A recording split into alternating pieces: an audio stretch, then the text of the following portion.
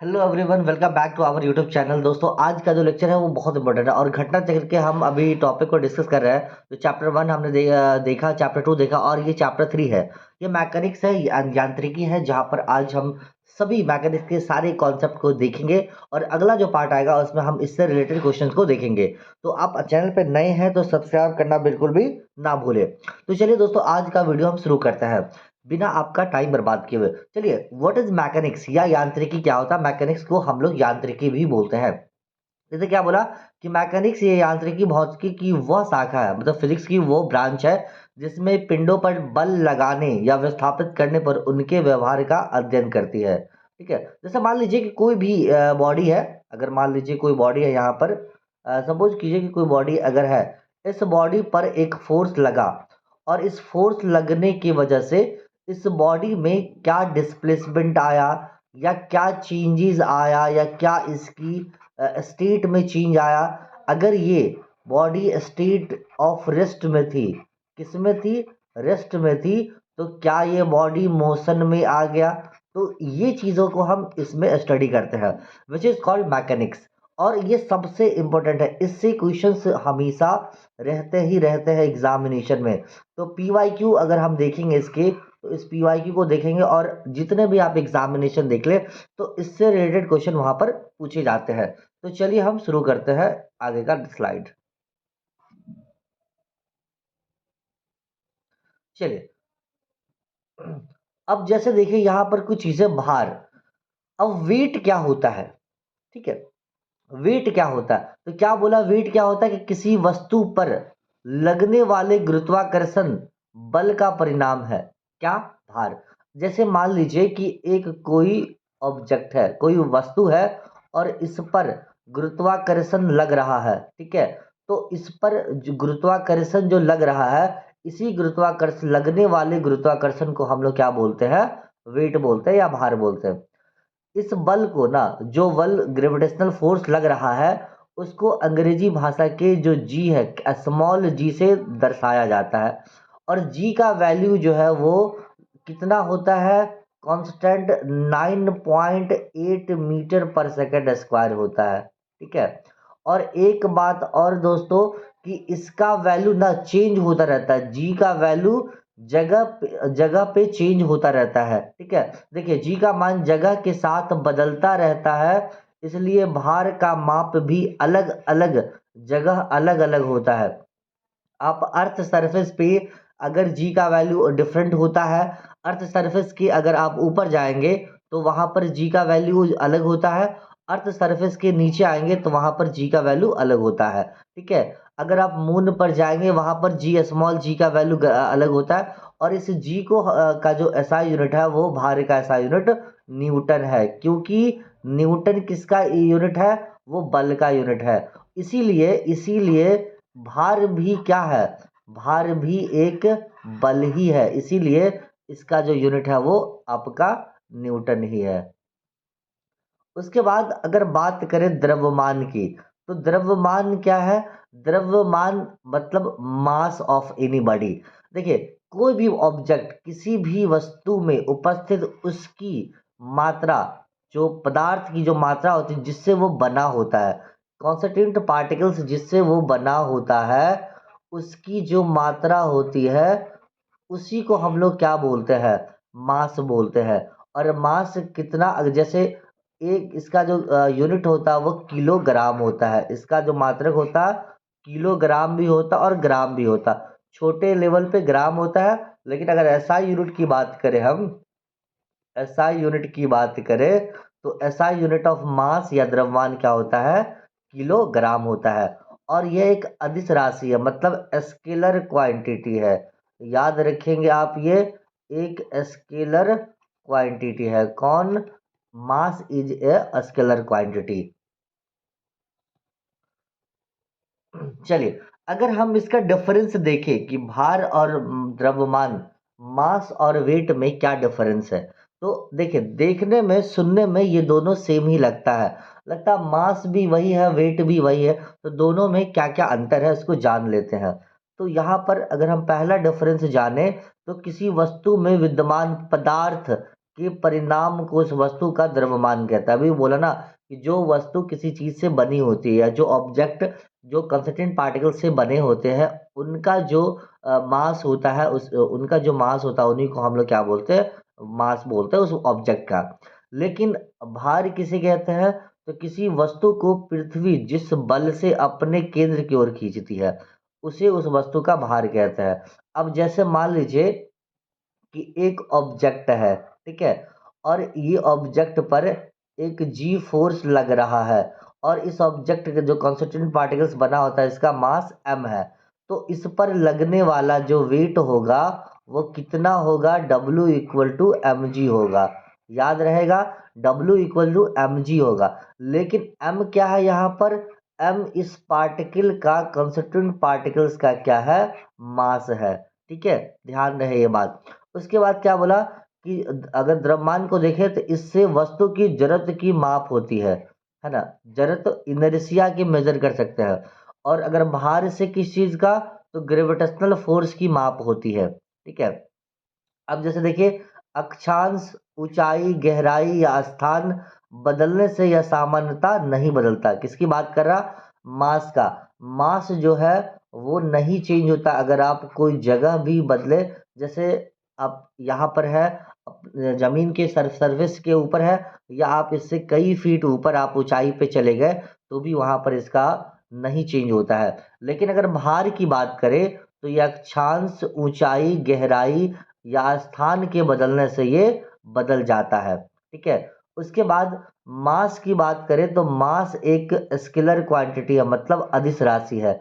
अदिश राशि क्या होता है, जिसमें केवल मैग्नीट्यूड होता है और उसमें डायरेक्शन नहीं होता, उसको हम लोग स्केलर क्वांटिटी बोलते हैं। लेकिन अगर हम द्रव्यमान की बात करें तो, भार की बात करें तो भार एक सदिश राशि है, मतलब एक वेक्टर क्वांटिटी है। ठीक है, एक क्या है, वेक्टर क्वांटिटी है। अब अगर इसे देखें तो इसकी माप साधारण तुला से करते हैं। किसकी, द्रव्यमान की जो मास है वो हम एक साधारण तुला से कर सकते हैं, मतलब वो तराजू से कर सकते हैं, बैलेंस से कर सकते हैं। और इसकी जो माप है कमानी से करते हैं। ठीक है, इसका मात्रक क्या बताया था हमने अभी, द्रव्यमान का मात्रक किलोग्राम केजी है, एसआई यूनिट। और इसका जो मात्रक है वो आपका न्यूटन है। ठीक है, इसका जो मात्रक है वो क्या हो जाएगा, आपका न्यूटन हो जाएगा। तो याद रहेगा ये बात, याद रहेगा कि द्रव्यमान का जो मात्रक है वो क्या होता है, केजी, और इसका मात्रक न्यूटन होता है। तो आई होप कि आपको ये भार और द्रव्यमान में अंतर पता चल गया होगा। तो चलिए आगे बढ़ते हैं। उसके बाद देखिए व्हाट इज डिस्टेंस। अब देखिए क्या होता है कि अगर कोई बॉडी मोशन में हो, मान लीजिए कि ये आप है ना, और आपने चलना स्टार्ट किया यहाँ से, अपने घर से चलना स्टार्ट किया। ठीक है, और चलते चलते आप यहाँ पर मार्केट में आ पहुंचे। ठीक है, कहाँ आ पहुंचे, मार्केट आ पहुंचे। तो आपने जितना डिस्टेंस चला, जितना पाथ लेंथ चला, जो आप यहाँ से यहाँ पर जो आपने चला, इस पाथ लेंथ को ही हम लोग क्या बोलते हैं, डिस्टेंस बोलते हैं, दूरी बोलते हैं। ठीक है, क्या बोला, नियत समय अंतराल में कण द्वारा, कण या कोई पार्टिकल या कोई ऑब्जेक्ट द्वारा तय की गई पाथ लेंथ, पथ की कुल लंबाई को ही हम लोग क्या कहते हैं, दूरी कहते हैं। ठीक है, जैसे मान लीजिए कि यहाँ से आपने चलना स्टार्ट किया और ऐसे ऐसे यहाँ पर आके पहुंच गया, ए पॉइंट से बी पॉइंट पर आप पहुंच गए। तो ए पॉइंट से इसकी जो लेंथ होगी, इसकी जो पाथ लेंथ होगी, कौन सा लेंथ, पाथ लेंथ, है ना, पथ की लंबाई, पाथ लेंथ जो होगी वही क्या कहलाएगा, इसका डिस्टेंस कहलाएगा। ठीक है, और इसको कैसे हम मेजर करते हैं, तो ये ओडोमीटर के द्वारा मेजर करते हैं। ठीक है, ये चीजें आप एक देखिए, जो सारी चीजें यहाँ पर डिस्कस हो रही है, ओडोमीटर के द्वारा यहाँ पर हम इसको डिस्कस कर, मतलब मेजर करते हैं। किसको मेजर करते हैं, डिस्टेंस को। ओडोमीटर क्या, देखिए आप आपके गाड़ी में ना, बाइक में या कार में लगा रहता है, अब तो डिजिटल वाला लगा रहता है। जब आप बाइक पे चाबी ऑन करते हैं तो इसके डिस्प्ले पर ना, यहाँ पर डिस्प्ले होता है कि आपकी बाइक इतनी किलोमीटर चली है। ठीक है, तो ये क्या है, आपका ऑडोमीटर, विच इज जो बताता है आपका कि इतना चला है, ठीक है। उसके बाद अगर हम एसआई यूनिट की बात करें, एसआई यूनिट ऑफ डिस्टेंस की बात करें, एसआई यूनिट ऑफ डिस्टेंस है ना, तो एसआई यूनिट ऑफ डिस्टेंस क्या होता है, मीटर होता है, क्या होता है, मीटर होता है। अगर लॉन्ग डिस्टेंस की बात हम लोग करेंगे तो लॉन्ग डिस्टेंस में क्या होता है, किलोमीटर होता है, याद रहेगा, लॉन्ग डिस्टेंस में किलोमीटर। अच्छा बहुत बढ़िया सर। अच्छा एक बात और कि डिस्टेंस की वैल्यू, ये जो दूरी की वैल्यू है, डिस्टेंस की वैल्यू कभी भी निगेटिव नहीं होती है। क्या होती है, डिस्टेंस की वैल्यू निगेटिव नहीं होती है। और एक चीज कि क्या ये स्केलर है, जी ये एक स्केलर क्वांटिटी है। डिस्टेंस क्या है, स्केलर क्वांटिटी है, मतलब अदिश राशि है। कौन सी राशि है, अदिश राशि है, ठीक है। एक एक चीज आप नोट करेंगे तो आपको बहुत हेल्प मिलेगा। ये क्या है, डिस्टेंस एक स्केलर क्वांटिटी है, मतलब अदिश राशि है। और एक चीज और बताइए कि अगर कोई बॉडी मोशन में होता है, मतलब वो चल रहा होता है, तो डिस्टेंस उसका कभी भी जीरो नहीं होता है, ठीक है, नॉट इक्वल टू जीरो, ये याद रहेगा। चलिए आगे बढ़ते हैं। अब यहाँ पर विस्थापन, डिस्टेंस और डिस्प्लेसमेंट क्या होता है। डिस्टेंस तो अभी हमने देखा क्या होता है, डिस्प्लेसमेंट क्या होता है। देखिए अगर मान लीजिए कि एक आदमी यहाँ से ए पॉइंट अपने घर से मार्केट की तरफ चल के यहाँ पहुंचा, यहाँ पर पहुंच गया, ठीक है, मार्केट की तरफ चल के ये यहाँ पहुंच गया है, तो कौन सा, ब्लैक ले लेते हैं, चलिए, ठीक है।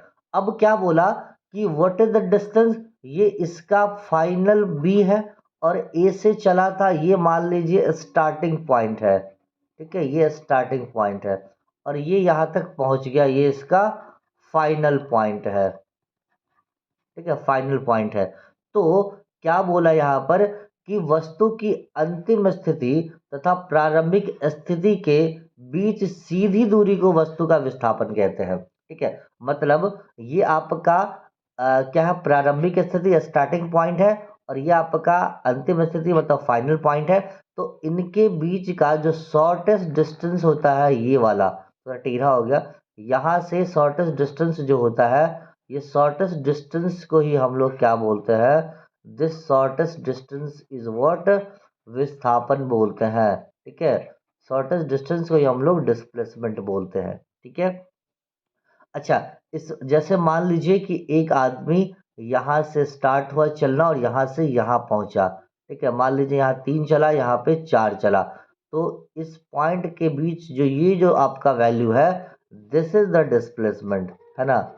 और ये यहाँ से यहाँ आया, ये पाथ सिलेंडर डिस्टेंस, तो डिस्टेंस जो है वो डिस्प्लेसमेंट से हमेशा ज़्यादा होगा, ठीक है। और अगर आप सॉल्व करेंगे पाइथागोरस से तो ये वैल्यू आपका 5 आएगा, 3 का स्क्वायर प्लस 4 का स्क्वायर 25 और रूट 25 इक्वल टू 5, ठीक है। तो डिस्प्लेसमेंट आपका 5 हो गया। अच्छा ये एक सदिश राशि है, जी हाँ एक सदिश राशि है। क्यों सदिश है, इसमें डायरेक्शन भी होता है और इसका मैग्नीट्यूड भी होता है। एक बात और कि अगर कोई बॉडी स्ट्रेट लाइन में ट्रैवल कर रही है, ठीक है, अगर कोई बॉडी स्ट्रेट लाइन में ट्रैवल कर रही है, तो अगर यहाँ पर मान लीजिए कि एक स्ट्रेट लाइन में ट्रैवल कर रही है, ए और बी पॉइंट पे ट्रैवल कर रही है, ठीक है, तो जब यहाँ से ए और बी के बीच मान लीजिए डिस्टेंस है 10 किलोमीटर, ठीक है, तो अगर मान लीजिए एक आदमी यहाँ से यहाँ आया और फिर वापस यहाँ से यहाँ आ गया, ठीक है, मतलब वापस लौट गया यहीं पर, तो अगर आपसे पूछा कि डिस्टेंस क्या हो जाएगा, तो डिस्टेंस तो हम बता सकते हैं कि पाथ लेंथ होता है। डिस्टेंस कितना, पाथ लेंथ, तो पहले यहाँ से यहाँ ए से बी तक आया तो 10, प्लस फिर बी से ए की तरफ गया तो कितना, वो 10, तो टोटल कितना हो गया, 20 किलोमीटर, ठीक है। ले और क्या बोला, अगर आपसे पूछा कि डिस्प्लेसमेंट कितना हो गया, ठीक है, डिस्प्लेसमेंट कितना हो गया, डिस्प्लेसमेंट क्या, देखिए यही इसका इनिशियल पॉइंट था और यही इसका फाइनल पॉइंट है, तो उस क्या बोला कि सीधी दूरी को, फाइनल भी सेम है और इनिशियल भी सेम है, तो इसलिए डिस्प्लेसमेंट क्या हो जाएगा, इसका जीरो हो जाएगा, ठीक है। मतलब कोई भी ऑब्जेक्ट जहां से चला वापस वहीं पहुंच जाएगा तो भी डिस्प्लेसमेंट जीरो हो जाएगा। ठीक है, चलिए अगर हम बात करें एक सर्कुलर पाथ है ना, एक सर्कुलर पाथ है जिसका रेडियस मान लेते हैं r है। ठीक है, और इस सर्कुलर पाथ पर कोई ऑब्जेक्ट एक बार चक्कर लगा लिया, तो जब चक्कर लगाया तो इसका डिस्टेंस कुछ हो गया, तो डिस्टेंस कितना हो गया, तो डिस्टेंस कितना होता है 2πr होता है ना, इसका डिस्टेंस कितना होता है 2πr होता है। और अगर हम इसकी बात करें इसका डिस्प्लेसमेंट कितना होगा तो कमेंट में बताइए जल्दी से। तो इसका डिस्प्लेसमेंट हो गया जीरो, क्योंकि जी अगर मान लीजिए यहाँ से चलना स्टार्ट किया वापस फिर यहीं पर आकर पहुंच गया तो इसका इनिशियल भी सेम और फाइनल भी सेम, तो डिस्प्लेसमेंट क्या हो गया।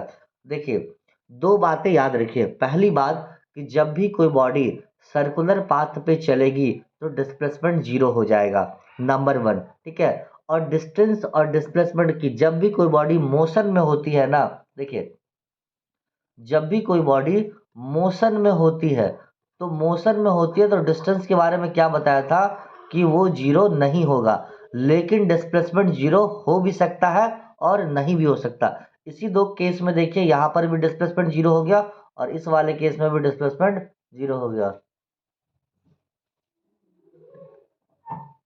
ठीक है, अब देखिए यहाँ पर जब, अब एक चीज और कि क्या सर डिस्प्लेसमेंट निगेटिव भी होता है, जी हाँ होता है निगेटिव, पॉजिटिव भी होता है और जीरो भी होता है, लेकिन डिस्टेंस कभी भी जीरो नहीं होता है जब बॉडी मोशन में हो।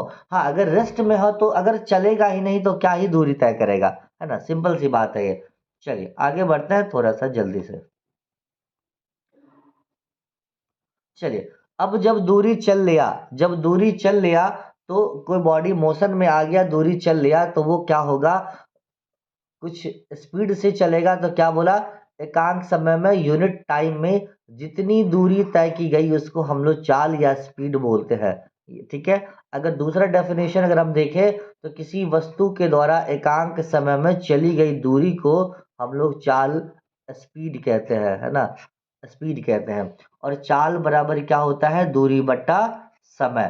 ठीक है, अब जैसे मान लीजिए कि एक आदमी एक सेकंड में, एक सेकंड में कितना 10 मीटर चल लिया। ठीक है, एक आदमी एक सेकंड में 10 किलोमीटर चल लिया, तो हमको क्या पता है चाल बराबर दूरी बटा समय, तो दूरी कितना है बाबू 10, समय कितना एक, तो कितना हो गया 10 मीटर पर सेकंड, मतलब इसकी स्पीड कितनी हो गई 10 मीटर पर सेकंड। ठीक है, तो यूनिट टाइम में जितना दूरी चलेगा वही उसका स्पीड होगा, तो एक सेकंड में 10 मीटर चला तो इसकी स्पीड कितनी हो गई 10 मीटर पर सेकंड हो गई। चलिए अब क्या बोला कि स्पीड का जो एसआई यूनिट होता है वो क्या होता है आपका मीटर पर सेकंड होता है, और स्पीड एक स्केलर क्वांटिटी है, ये याद रखेंगे, स्पीड एक स्केलर क्वांटिटी है। ठीक है, चलिए अब यहाँ पर हमने देखा कि अगर कोई बॉडी मोशन में है तो अपने यूनिट टाइम में जितना डिस्टेंस चलेगा, यूनिट टाइम में जितना डिस्टेंस चलेगा, है ना, यूनिट टाइम में जितना डिस्टेंस चलेगा उसको हम लोग बोलते हैं स्पीड। चलिए आगे बढ़ते हैं। अब है वेलोसिटी, तो क्या है यूनिट टाइम में जितना विस्थापन होगा, है ना, किसी बॉडी में यूनिट टाइम में जितना विस्थापन, जैसे मान लीजिए 1 सेकंड में 15 मीटर का विस्थापन हो गया, डिस्प्लेसमेंट हो गया, तो इसकी जो वेलोसिटी हो गई वो 15 मीटर पर सेकंड। अच्छा सर स्पीड और वेलोसिटी सेम होता है क्या, होगा, कब होगा, जब बॉडी स्ट्रेट लाइन में चलेगा, सीधी रेखा में चलेगा, तो उसके वहां पर डिस्टेंस और डिस्प्लेसमेंट दोनों सेम हो जाता है, ऐसे केस में वेलोसिटी और स्पीड दोनों सेम हो जाता है। वेलोसिटी का भी मात्रक मीटर पर सेकंड ही होता है, क्योंकि वेलोसिटी बराबर क्या होता है डिस्प्लेसमेंट बाय टाइम, डिस्प्लेसमेंट क्या मीटर और टाइम का सेकंड, तो मीटर पर सेकंड। उसके बाद वेग एक सदिश राशि है ना, ये एक वेक्टर क्वांटिटी है, क्यों वेक्टर है, क्योंकि इसमें एक मैग्नीट्यूड भी है और इसमें डायरेक्शन भी है। डायरेक्शन का किधर किसका डायरेक्शन होगा, जो इसका डिस्प्लेसमेंट का डायरेक्शन होगा वही डायरेक्शन इसका भी होगा। चलिए, अब मान लीजिए कि आप ना बहुत स्पीड से चल रहे हैं, ठीक है। अब यहाँ पर आदमी आपने चलना स्टार्ट किया, ठीक है, चलना यहाँ से स्टार्ट किया और चलने के बाद आपने क्या करा कि अपनी स्पीड को बढ़ाना घटाना स्टार्ट कर दिया, ठीक है। अब मान लीजिए कि आप 10 किलोमीटर पर आवर के स्पीड से चल रहे थे, ठीक है। कुछ देर के बाद जैसे ही रोड खाली मिला तो लगा कि भाई साहब एकदम हम ही हैं, है ना, बुलेट और पर घूम रहे हैं मजे से, हम ही यहाँ के किंग है। तो आपको रोड खाली मिला, आपने एस्केलेटर दिया और ये जो है 50 किलोमीटर पर आवर के स्पीड से हो गया। तो अब देखिए, तो किसी ये क्या हो गया, आपका वेग में परिवर्तन हो गया ना। तो इसी वेग में परिवर्तन को हम लोग क्या बोलते हैं, एक्सेलरेशन बोलते हैं। पहले आप जितना स्पीड से चल रहे थे उससे ज्यादा आप इतना स्पीड से चलने लग गए, तो इसी वेग के परिवर्तन को हम लोग त्वरण कहते हैं। तो त्वरण बराबर क्या होता है, वेग में परिवर्तन बाय समय। अच्छा, ये जो हम पहले चल रहे थे इसको हम लोग इनिशियल वेलोसिटी बोलते हैं, जिसको यू से डिनोट करते हैं। और ये जो मेरा बाद में हो गया, ये फाइनल हो गया, इसको वी से डिनोट करते हैं। तो वेग में परिवर्तन का मतलब होता है कि फाइनल माइनस इनिशियल, है ना, जो बाद में था और उसको पहले वाले से माइनस कर देंगे, बाद माइनस पहले वाला, तो इसको चेंज बोलते हैं ना।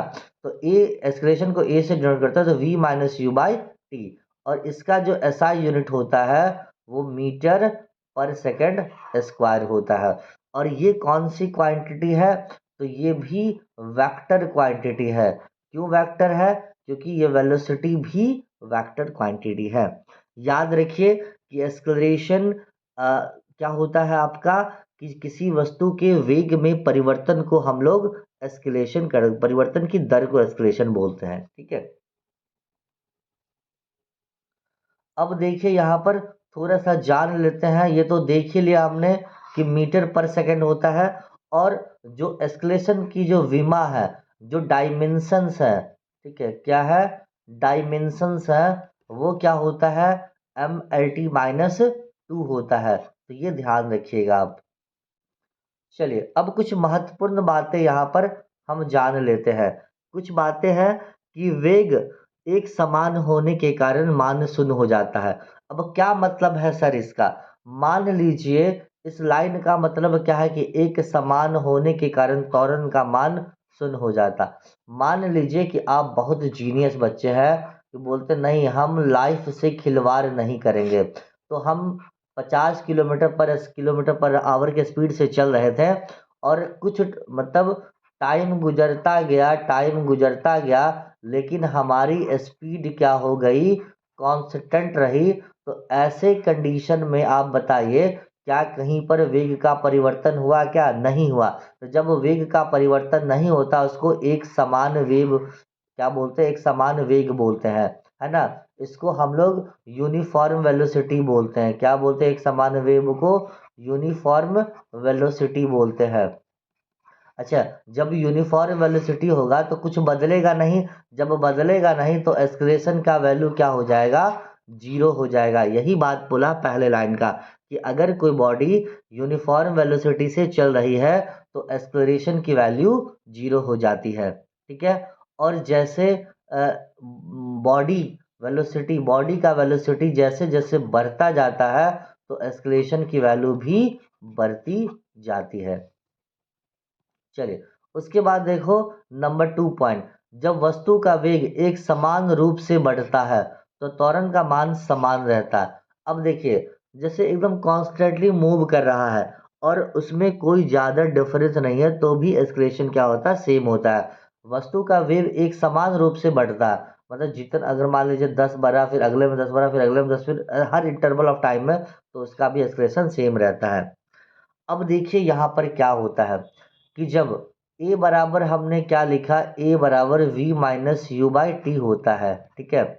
जब फाइनल वेलोसिटी ज़्यादा हो जाए इनिशियल वेलोसिटी से, है ना, u लेस देन हो जाए v के, तो इस कंडीशन में को जो त्वरण बोलते हैं और यहाँ पर वैल्यू पॉजिटिव आता है। ऑफ कोर्स ना, जब v बड़ा हो और ये छोटा हो तो बड़ा से छोटा गया तो वैल्यू पॉजिटिव होगा, ठीक है। लेकिन जब ये u ग्रेटर हो जाए v से, मतलब इनिशियल वेलोसिटी फाइनल वेलोसिटी से ज़्यादा हो जाए, तो इस कंडीशन में a की जो वैल्यू होती है वो निगेटिव होती है और इसी को मंदन बोलते हैं। हम लोग इस इंग्लिश में इसको रिटार्डेशन बोलते हैं, रिटार्डेशन बोलते हैं। कहीं कहीं पर इस रिटार्डेशन और एक और वर्ड बोलते हैं डी एस्केलेशन। क्या बोलते हैं इसको? D escalation. और यहाँ पर आपका त्वरण है, इसको क्या बोलते हैं? एस्केलेशन, ठीक है, एक्सप्लोरेशन बोलते हैं। यहाँ पर त्वरण है और वहां पर रिटार्डेशन बोलते हैं। चलिए, अगर हम इस इक्वेशन ऑफ मोशन को देखें, इक्वेशन ऑफ मोशन तीन तरह होता है। क्या होता है? इक्वेशन ऑफ मोशन, गति का समीकरण, इक्वेशन ऑफ मोशन। पहला जो इक्वेशन है कहाँ से आया? ये यहीं से आया। देखिए, a equal to v minus you by क्या होता है? टी। आप इसको मल्टीप्लाई करेंगे तो क्या हो जाएगा? ए टी बराबर वी माइनस यू। तो ये आपका वैल्यू क्या हो जाएगा दोस्तों? इसको आप इधर लाएंगे तो v बराबर यू प्लस ए टी। तो ये जो इक्वेशन आपका पहला दिख रहा है, ये पहला इक्वेशन है। v क्या है आपका? Final velocity. u क्या है? Initial velocity. a क्या है? एक्सेलरेशन। और t क्या है? टाइम है। उसके बाद सेकंड इक्वेशन, अगर आप डिस्प्लेसमेंट निकालना चाहते हैं तो s equal to U T plus half A T square, विस्थापन और समय के रिलेशन को ये बताता है। यहाँ पर t टाइम है, a एक्सेलरेशन और s क्या है? ये जो s है आपका, ये डिस्प्लेसमेंट है, मतलब विस्थापन है। क्या है? डिस्प्लेसमेंट या विस्थापन है, ठीक है। दोनों एक ही नाम है, हिंदी और इंग्लिश में। तीसरा जो इक्वेशन है, थर्ड इक्वेशन, वी स्क्वायर बराबर V square minus plus two S. ये आपकी वेलोसिटी और इसके एक्सेलरेशन, जो इसका वेलोसिटी है और आपका डिस्प्लेसमेंट है एस, उसके बीच का रिलेशन को शो करता है। और यहाँ पर भी v फाइनल वेलोसिटी, u आपका इनिशियल वेलोसिटी और a क्या है? आपका एक्सेलरेशन है। चलिए, अब न्यूटन भाई साहब आए थे, जो उन्होंने क्या करा? कुछ लॉज दिए, Newton's law of motion. Newton के इन्होंने तीन लॉ दिए, है ना, NLM, Newton's law of motion. और पहला लॉ उन्होंने क्या बोला? देखिए, प्रथम नियम के अनुसार क्या बोला कि अगर कोई वस्तु, मान लीजिए कि ये कोई ऑब्जेक्ट है, ठीक है, और ये अगर रेस्ट में है, ठीक है, जैसे मान लीजिए आपके टेबल पे ना वाटर बोतल रखा हुआ, और वाटर बॉटल क्या है? वो एकदम क्या है? एकदम स्टेबल कांस्टेंट है, ठीक है। या अगर कोई वस्तु मोशन में है, क्या है? अगर कोई बॉडी मोशन में है तो वो बॉडी अपने उसी समान चाल में चलती रहेगी जब तक कि उस पर कोई आप एक्सटर्नल फोर्स नहीं लगा दे। इसी बात को इसने, न्यूटन ने बोला कि भाई साहब, इसी का फर्स्ट नियम था। इसी को उसने बोला कि ये जिसके वजह से होता है उसको हम लोग इनर्शिया बोलते हैं। क्या बोलते हैं? इनर्शिया। जिसको हम लोग जड़त्व बोलते हैं। इनर्शिया को हिंदी में क्या बोलते हैं? जड़त्व बोलते हैं, ठीक है। कि अगर कोई बॉडी रेस्ट में है तो वो रेस्ट में ही रहेगी, मोशन में है तो मोशन में रहेगी, अनटिल अनलेस उस पर कोई एक्सटर्नल फोर्स अप्लाइड नहीं किया जाए। चलिए, और क्या बातें बोला गया है? यहाँ पर बोला कि देखिए, किसी वस्तु के विरामावस्था, किसी वस्तु के विरामावस्था में रहने अथवा यदि गतिमान है तो एक सीधी रेखा में गति करने की प्रवृत्ति ही क्या कहलाती है? इनर्शिया कहलाती है, ठीक है। और इनर्शिया क्या है? वास्तव में द्रव्यमान किसी वस्तु के जड़त्व की माप है। जब हम लोग अभी पीछे पढ़ रहे थे द्रव्यमान और उसका, उसमें इसको देख रहे थे, ठीक है। चलिए, उसके बाद हमने क्या बोला कि वस्तु में यदि अधिक द्रव्यमान होता है तो उसमें जड़त्व भी अधिक होगा, अर्थात हल्की वस्तुओं की अपेक्षा भारी वस्तुओं में अधिक जड़त्व होगा। मान लीजिए कि दो ऑब्जेक्ट है, ये कॉन्सेप्ट बहुत इंपॉर्टेंट है दोस्त। ये मान लीजिए कि ऑब्जेक्ट है, मास m1 है, इसका मास m2 है। इसका मान लेते हैं कि 100 kg इसका मास है, ठीक है। इसका क्या मास है? 100 kg। और इसका मान लेते हैं 20 kg मास है, ठीक है। तो आपसे पूछा कि इन दोनों में से सबसे ज्यादा इनर्शिया किसके पास होगा, तो हम क्या बोलेंगे कि जिसके पास ज्यादा मास होगा उसके पास ज्यादा इनर्शिया होगा। तो M2 वाले के पास ग्रेटर होगा M1 से। ध्यान रहेगा ये बातें। चलिए आगे बढ़ते हैं। अब न्यूटन का सेकंड लॉ क्या बोला कि देखिए, इसने क्या बोला कि किसी वस्तु पर बाह्य बल लगाने से उसकी गति में परिवर्तन होता है। ये बात सही है। अब मान लीजिए रेस्ट में है तो मोशन में आ गया, तो गति में परिवर्तन होने का अर्थ वस्तु में त्वरण के उपस्थित होने से है। अतः किसी वस्तु पर बल लगाने से उसमें त्वरण उत्पन्न होता है। ठीक है। अगर मान लीजिए कि कोई बॉडी है यहाँ पर और इस पर एक हमने फोर्स लगा दिया, क्या लगा दिया, फोर्स लगा दिया, तो इस फोर्स के लगने की वजह से इस बॉडी में एक्सेलरेशन होगा और ये कितना के बराबर हो जाएगा, F equal to mass into acceleration. ये कितना फोर्स लगा, मास ऑफ द बॉडी, जिस बॉडी पर फोर्स लग रहा है और उसके वजह से उसमें एक्सक्रेशन होगा, तो उस इसी को हम लोग क्या बोलते हैं, न्यूटन का सेकेंड लॉ। और न्यूटन का सेकेंड लॉ यही फोर्स क्या, इसका जो एसआई यूनिट क्या बोला, न्यूटन होता है बल का मात्रक। चलिए न्यूटन का थर्ड लॉ क्या बोला कि जब कभी एक वस्तु किसी दूसरी वस्तु पर बल लगाती है तो दूसरी वस्तु भी पहली वस्तु को पर सेम फोर्स लगाती है और उसके अपोजिट में फोर्स लगाती है। सपोज कीजिए कि जैसे मान लीजिए कि ये टेबल है, ठीक है, और इस टेबल पे एक छोटे सा कोई बॉक्स रखा हुआ है। तो ये टेबल इस बॉक्स पर जितना फोर्स लगाएगी वही बॉक्स इस टेबल पर भी एक फोर्स लगाएगी, लेकिन दोनों का जो मैग्नीट्यूड होगा वो बराबर हो जाएगा इसके मैग्नीट्यूड के, और इसका जो डायरेक्शन होगा वो अपोजिट हो जाएगा दूसरे के, है ना। ये जितना नीचे की तरफ फोर्स लगाएगी और यही ये ऊपर उतना की तरफ फोर्स लगाएगी, टेबल ऊपर की तरफ और बुक नीचे की तरफ। ठीक है। अब देखिए, पहली वस्तु द्वारा दूसरी वस्तु पर लगाए बल को क्रिया कहते हैं और दूसरी वस्तु द्वारा पहली वस्तु पर प्रतिक्रिया कहते हैं। जैसे मान लीजिए कि आपने किसी को एक थप्पड़ मार दिया, ठीक है, आपने किसी को क्या करा, एक थप्पड़ मार दिया, स्लैप लगा दिया भाई साहब, वो हो गया एक्शन। ठीक है, आपने लिया एक्शन, सामने वाले ने आपको दो चार जड़ दिए तो वो हो गया रिएक्शन। ठीक है, आपने लगाया तो वो एक्शन और सामने वाले ने लगा दिया तो वो हो गया रिएक्शन। तो इसी को हम लोग क्या बोलते हैं, न्यूटन का थर्ड लॉ, मतलब दोनों एक दूसरे में पर फोर्स लगाता है। अब क्या बोला कि मोमेंटम क्या होता है, तो किसी वस्तु के संवेग को, है ना, हम लोग मोमेंटम बोलते हैं। संवेग क्या होता है, मोमेंटम क्या होता है, तो p बराबर किसी वस्तु का मास और जो वेलोसिटी होती है उस दोनों के गुणनफल को हम लोग क्या बोलते हैं, मोमेंटम बोलते हैं, संवेग बोलते हैं, मास इंटू वेलोसिटी। अच्छा, ये एक सदिश राशि है, ठीक है, और जिसकी जो डायरेक्शन होती है, मतलब एक वेक्टर क्वांटिटी है। अब इसकी जो दिशा होती है मोमेंटम की, वो वेग की दिशा में ही होती है। प्रत्येक गतिमान वस्तु में मोमेंटम मोमेंटम होता है और इसका जो एसआई यूनिट है वो क्या है, किलोग्राम पर मीटर पर सेकंड। देखिए, मास का क्या होता है, केजी होता है, और वेलोसिटी का मीटर पर सेकंड, तो इसका जो एसआई यूनिट हो गया केजी मीटर पर सेकंड हो जाता है। अब संवेग परिवर्तन क्या बोलता है, किसी वस्तु के संवेग परिवर्तन की दर वस्तु पर लगे बाह्य बल के समानुपाती होता है। ठीक है। अब मान लीजिए कि कोई बॉडी पर फोर्स लग रहा है F, तो वो डायरेक्टली प्रोपोर्शनल होगा बॉडी में जो मोमेंटम चेंज होगा डेल्टा P बाई टी, है ना। संवेग परिवर्तन सदैव बल की दिशा में होता है, जिधर बल लगेगा उधर ही उसका जो है क्या होता है, आपको संवेग परिवर्तन होता है।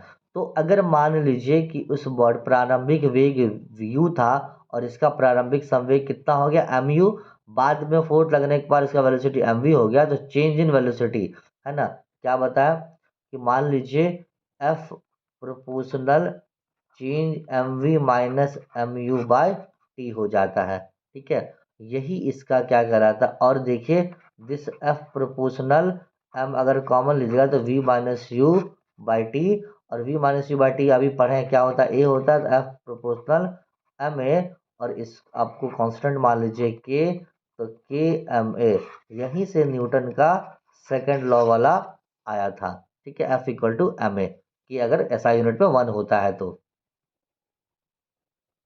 देखिए यहाँ पर है ना, एसआई यूनिट में के क्या है, 1 होता है, और न्यूटन का ये सेकंड लॉ है जो बताया। F M V minus M U, M common निकाल लिया, वी माइनस यू, और we minus you by T अभी जस्ट हमने पढ़ा क्या होता है, एस्केलेशन होता है। तो F equal proportional M A, तो इस प्रोपोर्शनलिटी साइन को हटाने के लिए कांस्टेंट लगा दिए के, विच इज इक्वल टू के एम ए, और जो एसआई यूनिट में इसका जो कांस्टेंट के का मान 1 होता है, तो हमने यहाँ पर रख दिया। तो चलिए आगे बढ़ते हैं। तो आपको दोस्तों कैसा लगा आपको आज का क्लास, जरूर बताइएगा, और साथ में कमेंट कीजिएगा जरूर। कमेंट करना ना भूले कि आपको आज का जो सेशन है वो कैसा लगा, है ना, सेशन आपको कैसा लगा। Thank you so much guys, आप अपने सभी दोस्तों को जरूर शेयर करें, ताकि ये जो चीज़ें हैं आपके साथ साथ आने वाले सभी बच्चे जो 70 बीपीएससी की प्रिपरेशन कर रहे हैं, 70 बीपीएससी की प्रिपरेशन कर रहे हैं, उनको ये हेल्प मिले, और ये साइंस और किसी भी एग्जामिनेशन की तैयारी कर रहे हैं उसमें हेल्प मिले। तो मिलते हैं दोस्तों आपसे नए लेक्चर में। Thank you so much guys.